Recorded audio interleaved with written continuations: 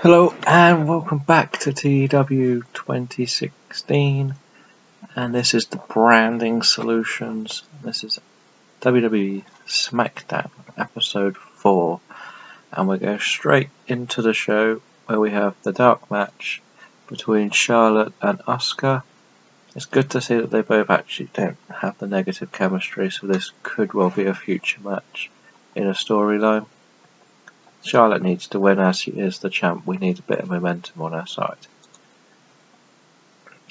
Jay Lethal versus Alex Peck, which is another simple match just to push Jay Lethal a little bit more. I got to figure out how to put him into storyline because he's not main event yet, but I had a plan for the US title, so there could be a few in that in the future. Alex Peck is just going to work up a reputation and will get a chance in the future. And then we have Sasha Banks defeating Nikki Bella with a submission.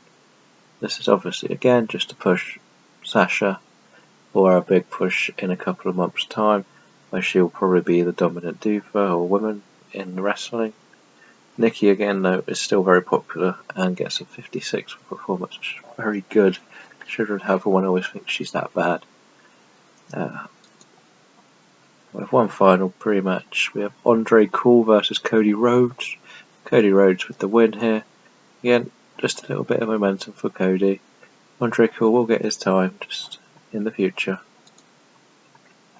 We start the main event with Seth Rollins continuing his bragging against John Cena about how he's not going to get another shot until he's finished with the Chosen Ones, before Daniel Bryan interrupts and states that he will be taking the title, so you don't have to worry about John, Seth. Again, as I said, I'm not writing the whole scripts out because I need to get out of the cult thing, so I'm just going to make them quick and just explain what I think will be happening in these scenes. And then 99 says, well, it's brilliant. As I had been writing them terribly, that didn't help. I'd been writing them all as overness rather than entertainment, which just meant on paper they were stood there doing nothing while this bit had writing. Just terrible, terrible. And we'll just make sure that's booked in for the next Smackdown Extreme Rules. Daniel Bryan versus Seth Rollins. It's going to be a flat singles match. I'm not doing any stipulation matches for these two. I know it's Extreme Rules, but they've also got Rusev and I have Charlotte and Paige, but they may have to do something gimmicky with John Cena. In the first match, John Morrison defeated Lance Rush, and this again, Lance Rush will get his time, but John Morrison are pushing for the US title match. Afterwards, Rusev attacks John Morrison, leaving him in the accolade, refusing to release the hold. Pretty much what Rusev does every pay-per-view, every match. So, 63 is not terrible. John Morrison needs to improve a lot to be ready to really take Rusev on. But I do want to take the title off Rusev because I think he's too high up, as he is kind of main event. Bayley defeats Alicia Fox in a 47D. It's not a brilliant match, but Bayley's getting nearer to the 50s. And so, post-match, Bayley gets attacked by Naomi and Tamina, and Alicia Fox returns to the ring to save, which is me basically turning Alicia Fox, and it's gone terrible. And well, she needed the turn. She's gone terrible. It's just not working for her. I may put her down to NXT. Baron Corbin and the Big Show drew due to a double count out because the brawl just ended up on the outside basically. I think I can push Corbin to the next level. Big Show was fuming with this, as he always is, but you just don't know what to do with the Big Show anymore. So I don't know if this gets bad rating because of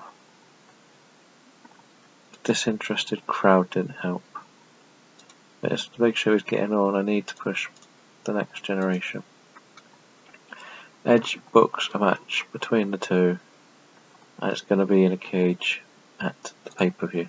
I know this has escalated quite quickly, but I did need something to happen between. Needed a bigger match. So I ever have the escape, which isn't going to happen. We'll go with this, and I'm not sure who I'm going to get to win. Logic says I should make Baron Corbin win, wherever he's gone, but I could still go with Big Show. It's a difficult decision at the moment. We'll see how things go, because obviously the Big Show is getting on. Seth Rollins defeats Adam Cole with a pedigree. Again, this leads back to how Seth Rollins had his chosen one to attack Adam Cole the week before, and Edge wasn't happy, puts him in a match. See how good Adam Cole is. 64 rating, pretty good, to be honest. It's low heat.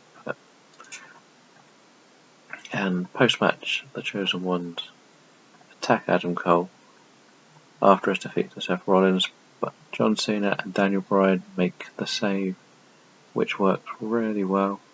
It's a very good rating, that one, 74. Next up we have Paige versus Summer Rae, and this again just needs Paige to have a few wins to her name leading up to the Women's Championship match. And after the match, Charlotte cuts a promo on Paige and how she's just going to beat her and continue her reign as champion. Simple enough, really. 61's not terrible for a Charlotte promo. Daniel Bryan cuts a promo on Seth Rollins telling him how he's just going to win and prove that he didn't need the rest, that he had to go on thanks to the doctors, and he is back and he'll be better than ever. Daniel Bryan goes on to face Bad News Barrett, where he does win, and it's a poor A for Bad News 7. I think he could be a bit higher. A 68 is not brilliant, really. And the main event, John Cena versus Bray Wyatt. John Cena wins, lol. I've got these back in the title picture. I've made it 4 in the main title picture, but I do think we need to keep Bray around. Post-match, Seth Rollins attacks John Cena, continually shouting at him that he'll never have this championship again. Pretty simple ending, really. Let's see how well the show went down. A 78, so that's actually better than I thought it was going to be. Let's go back to the main screen, see if there's any news to read. And we're back to the main screen, and we get to see that it's considered excellent Smackdown, which is very good to see. There's new champions and other brands, which is always good to see. I've got some news, let's check the news. Alicia Fox is moaning about the booking, and TNA have changed their product. Increased the broadcast quality HD TV and increased their live experience to level to large. Does that mean they're actually getting better or worse? Champions: Elia Drake, Jade, Lashley, and Crazy Stephen Abyss. And Trevor Lee doesn't even have a photo. That's just Tour de Company, the main stays in there. Jeff, James Storm, EC3. Nothing fancy there, really. Well, the rest is okay. Alicia Fox, I may need to just...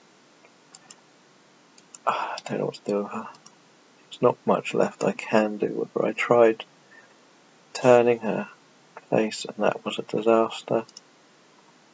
I think that, let's see, that is the best live on-pay-per-view show that we've had. Smackdown's had a 77, but that's the best live show. That's 2 back-to-back good ones, or great ones. Let's just see if anyone else has made the hot list. Cody Rhodes is right up there now, so, and Alicia's gone. I don't really know what to do with her. She's not the best. I might see what the contracts are. We are still number 1 with New Japan. behind us. Or TNA in New Japan behind us with NXT. Number 4, Ring of Honor only number 7, which is really surprising. Let's just check the storylines for Smackdown. The Chosen Ones are up to 74, which is very good. I don't know why I've still got the Demon Born, I haven't used it. This has gone back down because the turn went badly. This I think has gone down a bit. The US title isn't really kicking off. And the world title's got an 80, which is very, very good. And there was something else I was going to look at, but I can't remember what it is. So I will probably have to do it in the next show. The title Prestige. Intercontinental. Has this gone up or down? It's gone down. The tag titles. That gone up. That stayed the same. And the World Heavyweight. That's definitely gone down. Okay, it might not. The World Heavyweight has steadied itself. This one stayed the same. The Women's stayed the same. And these haven't actually been crowned yet. So, obviously this is the old ECW, but we use the Skull and Crossbones because it's the rebellious show as such. So that will complete the show. And we will see you next time for the next episode of Shockwave. Thank you for watching.